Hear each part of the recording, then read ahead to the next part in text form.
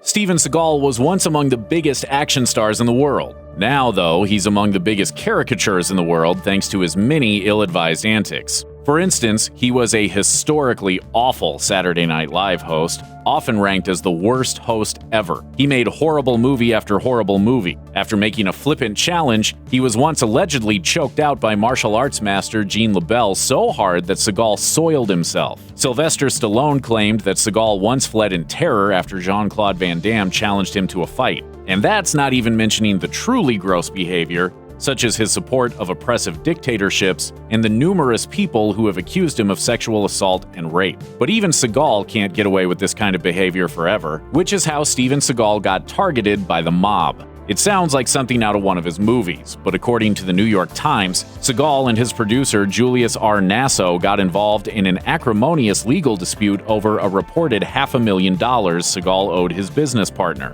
Things escalated from there, and Nasso finally brought in the big guns, literally, as he asked the Gambino family to shake down Seagal old-school style. Things reportedly came to a head when mafia types ordered Seagal to step into a car and drove him to a Brooklyn restaurant where an alleged Gambino captain called Anthony Ciccone had a little talk with him, ordering the movie star to resume his working relationship with Nasso, and to pay a cool $150,000 for every film he'd made with the producer. Seagal says that after Nasso and the mob paid him another visit in his LA home, he ended up paying $700,000. If you wonder why Seagal didn't simply glare at his tormentors and throw the entire concept of organized crime through a window like he does in his movies, well, these guys weren't acting. In fact, Seagal claims that after he left the restaurant meeting, one of Ciccone's men told him, if you would have said the wrong thing, they would have killed you. This all came to light when Seagal was called to witness by the authorities in a 2003 racketeering trial of several notable gangsters.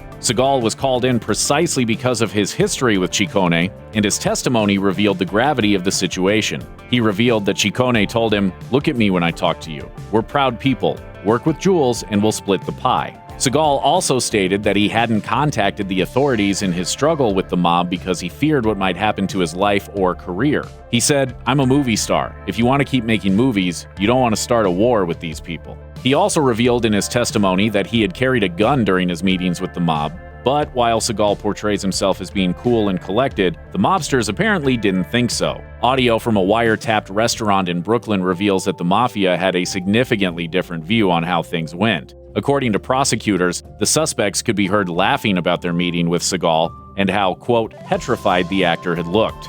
Ouch. The time the mob went after Steven Seagal was actually just one short part of the actor's copious misadventures with Julius R. Nasso. According to the Los Angeles Times in 2002, Nasso slapped Seagal with a whopping $60 million lawsuit, alleging that the actor had walked back on an agreement to work together on 4 more movies. In 2003, the producer was arrested and pled guilty on charges of conspiring to extort the martial arts star and received a 1-year prison sentence. However, their legal battle raged on until 2008 when they ultimately settled out of court. Neither Seagal nor Nasso commented on the size of the settlement sum, though the Los Angeles Times reports that Seagal had to pay roughly $500,000 to his former producer. While this may seem peanuts compared to $60 million, Nasso seemed pleased, telling Staten Island Live, "I got a lot more than I expected. I am very pleased." Nasso has said that he also acquired something more precious than money. A letter from Seagal to the Office of the Pardon Attorney which read, "I am writing this letter to indicate that I have no objection to and would support the application, when it is timely, of Julius R. Nasso for a presidential pardon." Hey, if it's good enough for turkeys, it's good enough for Steven Seagal.